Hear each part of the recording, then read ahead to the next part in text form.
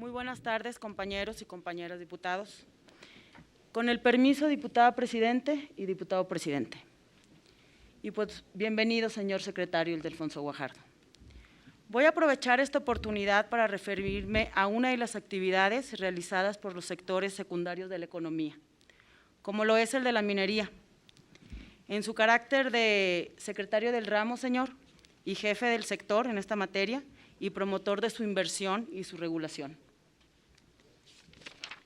Al igual que nuestro país, naciones como Brasil, Perú, Chile, Argentina, tienen una larga tradición histórica en materia de minería, la cual ha sido uno de los principales pilares de desarrollo de sus economías en estos y en otros países del mundo. En la actualidad, la extracción de minerales en el país se lleva a cabo primordialmente por empresas mexicanas, y esto es muy bueno. Del total de cerca de más de las 2.800 empresas que tienen su registro en el Registro Público de Minería, el 60% corresponde a empresas mexicanas y el 40% a inversión extranjera. Hablando un poco de la participación fiscal de la industria minera en nuestro país, podemos referirnos que con respecto al impuesto sobre la renta, por este concepto reportó en el periodo del 2012 casi 23,000 millones de pesos, que fue el equivalente al 2.9% de la recaudación anual. Esta industria ha significado, con respecto al mismo periodo y el Producto Interno Bruto, una aportación del 1.1 respecto al total, que representó más de 1.700 millones de pesos. Adicionalmente a lo ya expuesto, esta industria ha reportado por concepto de recaudación de derechos, durante el mismo periodo, 3.125 millones de pesos, que es interesante señalar que fue un monto superior en 37% al estimado por la Secretaría de Hacienda y Crédito Público. Conscientes de lo anterior, y sabiendo que esta es una industria que debe de fomentarse como una fuente de inversión y de desarrollo, pero sin olvidar a sus pueblos y comunidades en los que se lleva a cabo, fue que en esta Cámara de Diputados, señor, aprobamos el pasado 25 de abril una serie de reformas a la ley minera y a la ley de coordinación fiscal. En concreto, aprobamos introducir un derecho especial sobre minería con una tasa del 5% sobre las utilidades de los concesionarios.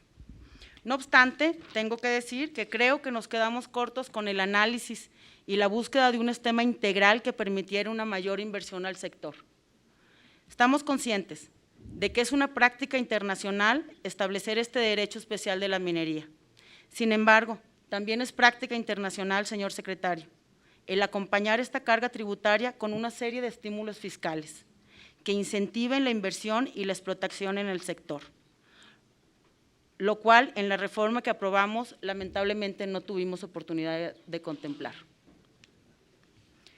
Como caso concreto de estas ausencias, quiero poner como ejemplo las inversiones en materia de explotación, las cuales no serían deducibles del cálculo de este impuesto y consideramos es un error, ya que las explotaciones no siempre, pocas de las veces más bien, no siempre representan para los concesionarios una ganancia.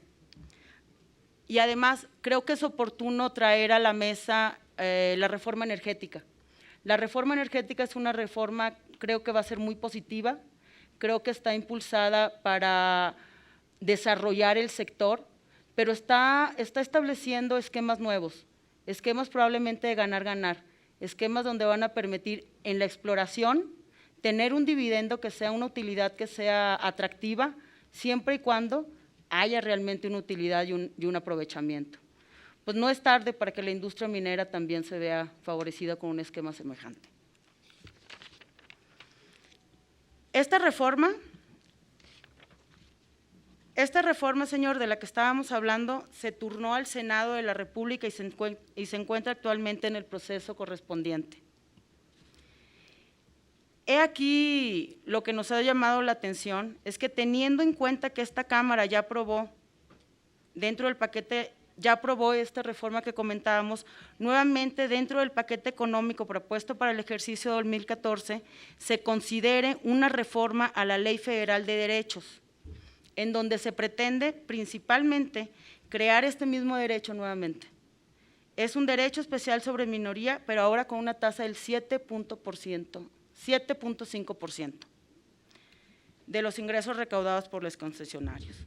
Nos preocupa que esta propuesta pueda resultar como una fuente de inseguridad jurídica, ya que de aprobarse ambas modificaciones, se podría establecer una doble carga tributaria para la misma, situación de hecho que dejaría en estado de indefensión a los mismos inversionistas o bien va a venir a desalentar las inversiones en esta materia.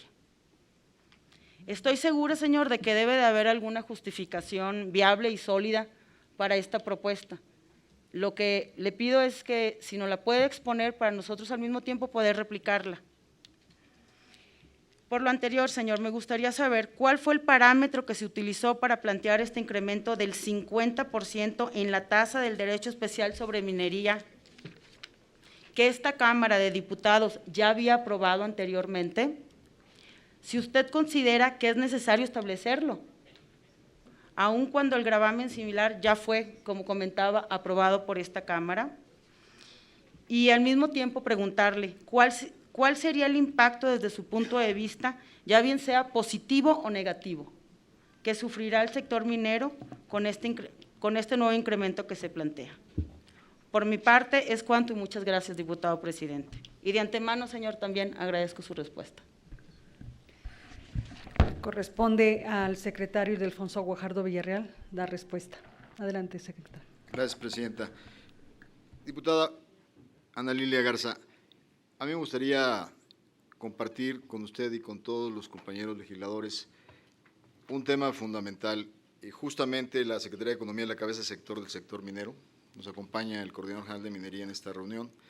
Y el problema de la minería es más profundo que exclusivamente su esquema de contribución y su esquema de regulación de ganancias.